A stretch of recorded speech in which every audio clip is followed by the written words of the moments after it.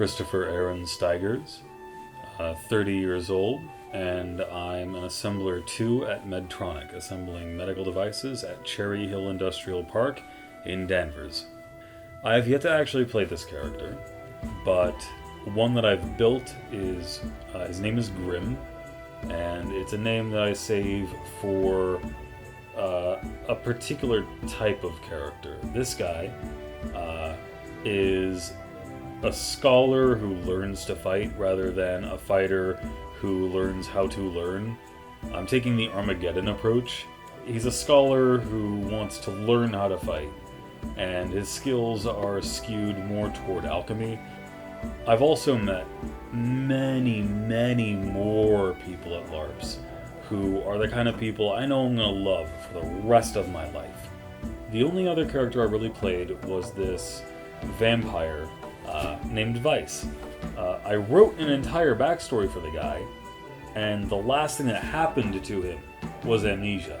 We arrive at camp, and it's already like 11. We're way past check-in, and I'm wandering through the dark, and I get attacked by who I find out later is other players. They can't see me, and I can't really see them, but they attack me in the dark, and when they search my body, I describe how I've got nothing but the weapons I carry.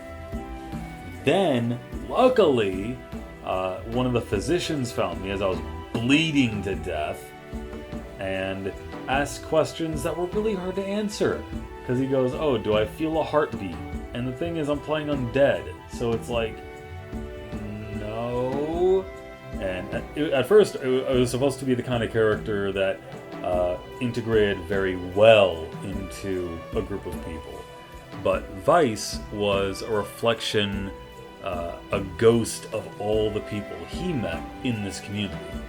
So he was this very chaotic person who put his nose in everybody's business and was always very helpful, but would never do things for altruistic reasons.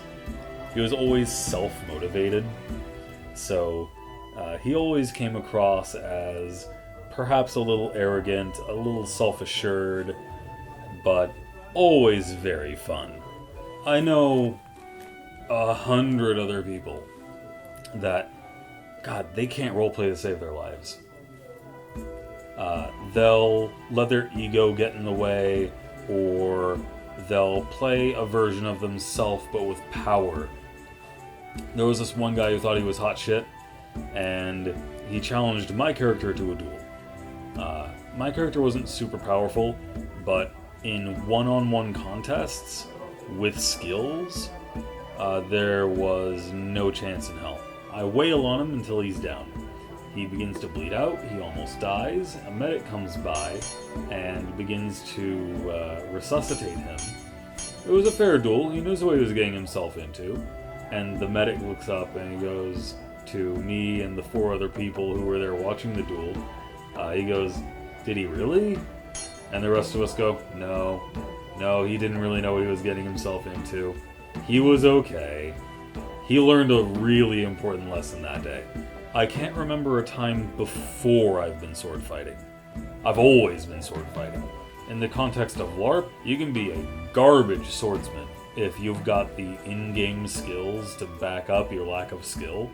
Knowing how to sword fight can help close the gap. Well, if you want to get into LARP, it can be very expensive.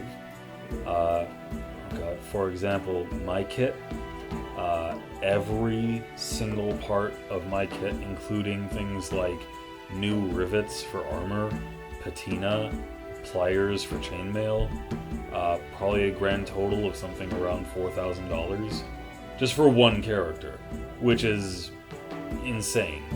Even when it comes to other fully kitted out characters, that's a lot of money. But it doesn't have to be. You can get a pair of nice khakis with a long sleeve shirt with no name brand and no printing, and some like Ugg boots, and you can go to a LARP as a peasant with some knowledge skills or a merchant, and you don't have to be a combatant, so you don't have to worry about weapons if you don't want to. If someone is interested in joining a LARP community, get in touch with people. Just send messages to directors. You should make a checklist. You should know where you're getting your food. You need to make sure you have food. Because there are some LARPs that they'll feed you, but they'll charge you. Or they won't feed you, and you have to bring your own meal. And you have to know ahead of time. Bring more than you need. It's better to have it and not need it than need it and not have it. Make sure you're prepared, like you really are going camping. It can be quite an ordeal, but it's worth it. And I would not judge all LARPs by an experience you had at one LARP. I got to meet some of the most condescending people I've ever met in my life. The veterans were extremely hostile, and it's the experience that made me decide that if I ever met a new person, that I would be as sweet and inviting and helpful to them as I could be. Because I know what it's like to be on the outside looking in, the new kid on the block with no one to go to for help. So I decided I'd be that person for other people. Because there's nothing worse than going to something that you expect to enjoy, and then it turns out to be a total shit show.